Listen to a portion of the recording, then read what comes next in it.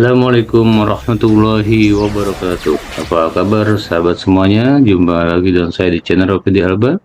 Pada kesempatan yang berbahagia kali ini, saya akan membagi sebuah video yang masih berkaitan dengan kurikulum pembelajaran mendalam yang berjudul Panduan Kegiatan Kokurikuler, Perencanaan, Pelaksanaan, dan Penilaian. Selamat menyimak. Yang pertama adalah pengertian kokurikuler. Apa itu kokurikuler? Kokurikuler merupakan kegiatan pembelajaran yang dilaksanakan untuk penguatan, pendalaman, dan/atau pengayaan kegiatan intrakurikuler dalam rangka pengembangan kompetensi, terutama penguatan karakter. Pentingnya kokurikuler. Kokurikuler memiliki peran strategis untuk menjembatani antara pelajaran konseptual di kelas dan penerapannya dalam kehidupan nyata, sehingga murid dapat mengembangkan kompetensi secara utuh dan kontekstual. Kompetensi dalam hal ini adalah 8 dimensi profil lulusan. Tujuan dari kegiatan kokurikuler adalah untuk mendukung tercapainya 8 dimensi profil lulusan secara nyata dan kontekstual melalui pengalaman belajar yang bermakna. Sementara karakteristik kokurikuler memperkuat 8 dimensi profil lulusan, menunjang kegiatan intrakurikuler baik secara langsung maupun tidak langsung, serta memberi pengalaman belajar yang bermakna dan kontekstual bagi murid. Dalam konteks ini, kokurikuler dapat dilaksanakan dalam 3 cara, yaitu yang pertama, pembelajaran kolaboratif lintas disiplin ilmu, 2, melalui gerakan 7 kebiasaan anak Indonesia hebat atau 7 KAI, dan atau yang ketiga, cara lainnya.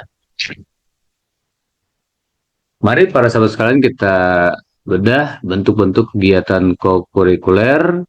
Bentuk yang pertama adalah melalui pembelajaran kolaboratif lintas disiplin ilmu. Sebagai contoh, misalnya pada Satuan Pendidikan X mengembangkan tema lingkunganku sehat, aku kuat sebagai upaya pencapaian dimensi kesehatan, penalaran kritis, dan kolaborasi.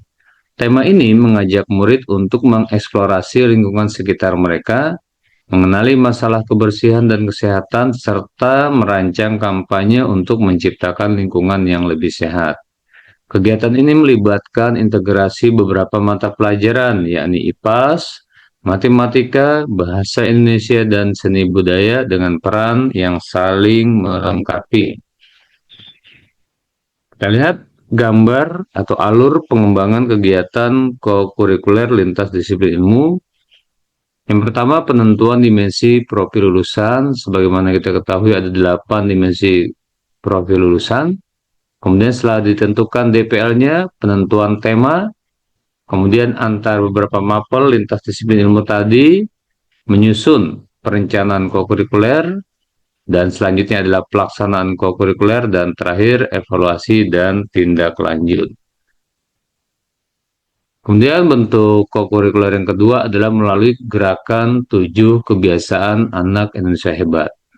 Kegiatan ini fokus pada pembentukan karakter murid melalui pembangunan pembiasaan positif yang dilakukan secara rutin, konsisten, dan terencana. Ketujuh kebiasaan tersebut meliputi bangun pagi, beribadah, berolahraga, makan sehat dan bergizi, gemar belajar, bermasyarakat, dan tidur cepat. Sebagai kegiatan kokurikuler, 7 gerakan kebiasaan anak Indonesia hebat bukan sekedar ajakan moral atau slogan harian, melainkan bagian dari proses pendidikan karakter yang perlu dirancang melalui identifikasi kebutuhan, tujuan yang jelas, langkah pelaksanaan yang sistematis, pendampingan, dan asesmen untuk merefleksikan perubahan kebiasaan dan sikap murid. Kegiatan kokurikuler melalui cara lainnya. Ini yang bentuk yang ketiga, para sahabat ya. Bentuk kegiatan kokurikuler dalam kategori cara lainnya berupa kegiatan kokurikuler ciri khas satuan pendidikan, berbasis konteks lokal, dan kegiatan-kegiatan berbasis nilai-nilai satuan pendidikan. dan kegiatan satu disiplin ilmu yang dalam aktivitasnya terjadi kolaborasi beragam keilmuan dan keahlian. Ini kita lihat bagian daripada gerakan 7 kebiasaan anak Indonesia hebat. Yang pertama, tentukan dimensi profil lulusan ya, minimal dari 8 yang ada ya 2 atau lebih ya. Kemudian penentuan tema, penentuan pembiasaan, pelaksanaan gerakan 7 kebiasaan anak Indonesia hebat, kemudian menyusun perencanaan kokurikuler, melaksanakan kokurikuler, dan terakhir evaluasi dan tindak lanjut. Nah, bagian yang ketiga cara lainnya, pertama penentuan dimensi profil lulusan, penentuan nilai-nilai atau kekhasan atau program unggulan sekolah atau kebijakan pemerintah setempat atau lainnya, penentuan tema, penyusunan perencanaan kokurikuler, pelaksanaan kokurikuler, dan evaluasi dan tindak lanjut. Lantas apa saja menjadi sebuah kriteria kegiatan kokurikuler? Yang pertama, kriterianya adalah memiliki tujuan untuk memperkuat satu atau lebih dari 8 dimensi profil lulusan. Yang kedua, mengembangkan tema sebagai muatan pembelajaran yang relevan dengan konteks sosial, budaya, dan karakteristik murid. Yang ketiga, mengelola alokasi waktu secara fleksibel, mengacu pada struktur kurikulum yang berlaku. Dan yang keempat, mengembangkan rangkaian kegiatan secara terencana, memuat tujuan, langkah-langkah pelaksanaan, dan asesmen. Kerangka pembelajaran kokurikuler, di sini ada beberapa kerangkanya. Yang pertama adalah praktek pedagogis. Praktek pedagogis dalam kokurikuler mengutamakan pembelajaran kolaboratif lintas disiplin ilmu melalui pembelajaran aktif seperti model pembelajaran berbasis penyelidikan atau kita kenal dengan istilah inquiry, pembelajaran berbasis proyek atau project based learning, dan pembelajaran berbasis masalah. Praktek pedagogis ini tentunya bisa kita tentukan ya di awal setelah kita menentukan 8 dimensi profil lulusannya. Kemudian yang kedua adalah lingkungan pembelajaran. Kegiatan kokurikuler mendorong pemaknaan ruang belajar yang lebih luas. Tidak hanya di dalam kelas, tetapi juga di luar ruang formal. Area-area di dalam dan di sekitar satuan pendidikan, komunitas lokal, bahkan ruang digital. Kemitraan pembelajaran. Pelaksanaan kegiatan kokurikuler melalui pembelajaran kolaboratif lintas disiplin ilmu, gerakan 7 kebiasaan anak Indonesia hebat, dan atau cara lainnya. Yang keempat adalah pemanfaatan teknologi digital. Lalu apa saja peran daripada satuan pendidikan dan keluarga dalam pelaksanaan kegiatan kokurikuler ini? Pertama bisa kita lihat di sini peran kepala sekolah. Yang pertama memimpin perencanaan kegiatan kokurikuler sesuai dengan kebutuhan murid. Yang kedua menjaga ekosistem pendidikan yang kondusif untuk mendukung pelaksanaan kegiatan kokurikuler. Dan peran yang ketiga, meningkatkan kapasitas sumber daya manusia pendukung pelaksanaan kegiatan kokurikuler. Peran pendidik atau guru menjadi koordinator dan fasilitator kokurikuler, membersamai murid agar menjadi pembelajar aktif, berkolaborasi, dan mengembangkan budaya belajar dalam kegiatan kokurikuler. Sedangkan peran tenaga pendidikan menyiapkan sarana dan prasarana pendukung. Lalu peran warga satuan pendidikan lainnya sebagai mitra dan ikut menjaga keekosisteman yang kondusif.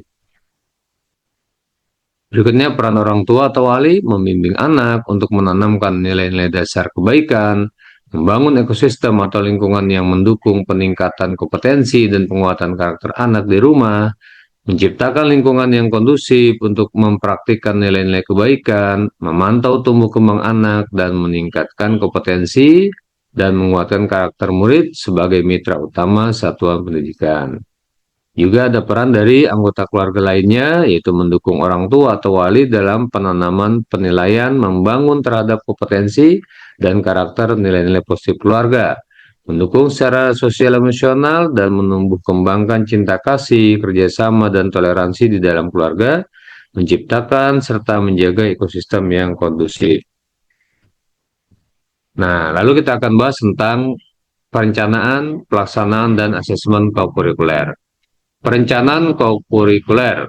Tahapan pertama dalam pengembangan kegiatan kokurikuler adalah membentuk tim kerja.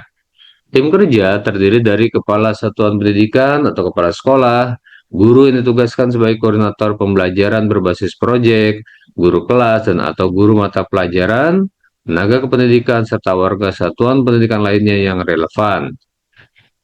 Perencanaan yang kedua tahapannya adalah analisis satuan pendidikan. Tujuan akhir dari analisis ini untuk mencapai 8 dimensi profil lulusan melalui kurikulum satuan pendidikan. Yang ketiga, membuat perencanaan berdasarkan hasil analisis. Dari hasil analisa tersebut, sekolah menentukan dimensi profil lulusan yang akan dipilih dalam kegiatan kokurikuler. Nah, ini kita lihat contoh di sebuah SD, katakanlah desa atau SD Lentera. Hasil analisis menunjukkan tingkat pemakaian gawai murid semakin meningkat. Kadang hal ini memicu penyebaran informasi yang belum sesuai dengan usia murid. Dengan kondisi ini, dimensi yang sebaiknya dibangun adalah penalaran kritis. Murid diharapkan dapat menyaring dan memilah informasi dari internet.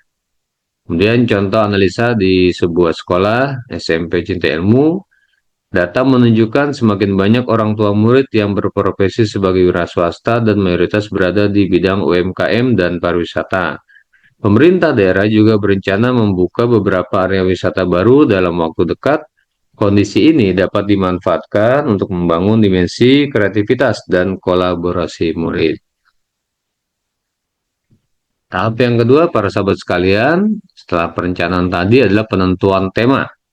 Tema dikembangkan oleh satuan pendidikan dan diperbolehkan membuat tema-tema lain yang kontekstual dengan kondisi dan kebutuhan masing-masing. Ada beberapa referensi tema sebagai inspirasi. Generasi sehat dan bugar, peduli dan berbagi, aku cinta Indonesia, hidup hemat dan produktif, berkarya untuk sesama dan bangsa, gaya hidup berkelanjutan, dan tema-tema lainnya. Merancang aktivitas pembelajaran kokurikuler. Aktivitas yang bersifat praktikal, misalnya kegiatan berkebun, bertukang, mengolah bahan pangan, kegiatan olah fisik, dan lain-lainnya. Bisa juga aktivitas keagamaan sebagai contoh kegiatan penyembelihan hewan kurban di lingkungan sekitar rumahnya. Atau bisa juga kunjungan atau pemanfaatan fasilitas umum. Ada banyak fasilitas umum yang bisa dimanfaatkan sebagai ruang belajar dalam kegiatan kokurikuler, misalnya cagar budaya, museum, tempat ibadah, pasar, dan sebagainya. Atau yang keempat, aktivitas penelitian yang melibatkan pengumpulan data dan penyajian data. Pengumpulan data diri terkait pembiasaan, misalnya menggunakan jurnal ibadah, jurnal olahraga. Pengumpulan data yang melibatkan orang lain melalui kegiatan wawancara, observasi, dan metode lain. Bisa juga melalui aktivitas penelitian berbasis riset dan studi literatur. Bentuk kegiatannya mengumpulkan informasi dari berbagai sumber seperti buku referensi, situs, video, infografis, atau sumber lain. Atau aktivitas yang bersifat advokasi, misalnya kampanye, sosialisasi, penyuluhan, talk show, penyampaian aspirasi kepada pejabat pemerintah, dan bentuk-bentuk kegiatan lainnya. Penentuan alokasi waktu. Langkah pertama merancang alokasi waktu kegiatan kokurikuler adalah mengidentifikasi jumlah total jam kokurikuler yang dimiliki setiap kelas. Berikut adalah alokasi waktu kokurikuler dalam 1 tahun ajaran untuk setiap jenjang. Untuk SMA kelas 10, total alokasi waktu dalam setahun ajaran adalah 396 jam pelajaran. Sementara untuk kelas 11, 144 jam pelajaran, dan kelas 12, 128 jam pelajaran. Alokasi waktu total di atas adalah pelaksanaan kokurikuler dalam 1 tahun ajaran. Satuan pendidikan dapat membagi pelaksanaannya menjadi 2 semester. Alokasi waktu untuk setiap kegiatan tidak harus sama. Koordinator pembelajaran berbasis proyek atau koordinator kokurikuler mendapatkan beban kerja tambahan sebesar 2 jam tatap muka per rombongan belajar, maksimal 3 rombongan belajar sehingga totalnya 6 jam pelajaran. Struktur kurikulum kelas 10 SMA bisa kita lihat di sini ya. Dari mata pelajaran, alokasi intrakurikuler dan alokasi kokurikuler. Total jam pelajaran per tahun ya. Silakan Bapak Ibu, sahabat sekalian dilihat saja, atau bisa juga dibuka ya Permendikbud nomor 13 tahun 2025 yang merupakan perubahan atas Permendikbudristek nomor 12 tahun 2024. Ya. Ya, setelah kita perhatikan struktur kurikulum kelas 10 yang meliputi kegiatan atau pembelajaran mata pelajaran intrakurikuler dan kokurikuler. Bisa kita di sini total jam pelajaran wajib dan mata pelajaran pilihan serta muatan lokal ada 1.332 jam pelajaran selama 1 tahun. Kemudian kita breakdown total JP per pekannya tadi 1.728. Ini untuk kegiatan kokurikulernya dibagi 36. 36 itu artinya selama 1 tahun sama dengan 48 JP. Nah, setara 10 JP per hari.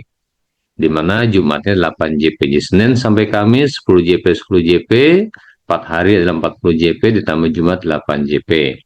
Total JP intrakurikuler per pekan 1.332 dibagi 36 jadi 37 JP. Total JP kokurikuler per pekan 396 dibagi 36 sama 11 JP. Nah, ini ya Bapak Ibu sekalian, total jam pelajaran intrakurikuler dan kokurikuler. Totalnya adalah baik intra maupun ko setelah digabungkan dalam 1 pekan berjumlah 48 JP. Berikut inspirasi rencana kegiatan kokurikuler untuk tingkat SMA ya. Kita lihat di sini fokus pada dimensi profil lulusan apa, dimensi profil lulusannya, temanya, jenis kokurikulernya, bentuknya, dan mata pelajaran. Contoh, DPL yang dipilih adalah penalaran kritis serta kesehatan. Temanya kesehatan organ tubuh. Jenis kokurikulernya pembelajaran kolaboratif lintas disiplin ilmu.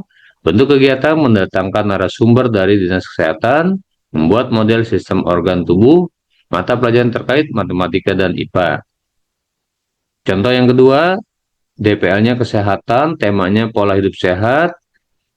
Jenis kokurikulernya gerakan 7KI, makan sehat dan bergizi, bentuk kegiatan proyek kantin sehat dan market day. Mata pelajarannya IPA dan prakarya. Fokus DPL yang ketiga sebagai contoh adalah kreativitas, temanya kewirausahaan, jenis kokurikulernya pembelajaran kolaboratif lintas disiplin ilmu, bentuk kegiatannya kunjungan belajar ke UMKM sekitar satuan pendidikan dan tempat tinggal. Mata pelajaran terkait prakarya dan seni budaya. Merancang asesmen. Asesmen dari kegiatan kokurikuler dilaporkan dalam kolom tersendiri pada rapot hasil belajar. Bentuk pelaporan secara umum tidak selalu harus mengacu pada capaian pembelajaran dari satu mata pelajaran. Asesmen dalam kegiatan kokurikuler menggunakan asesmen formatif dan asesmen sumatif. Asesmen formatif dilakukan selama proses kegiatan berlangsung, sedangkan asesmen sumatif dilakukan pada akhir kegiatan kokurikuler. Asesmen ini mencakup hasil akhir yang dihasilkan murid baik berupa karya, aksi, maupun presentasi.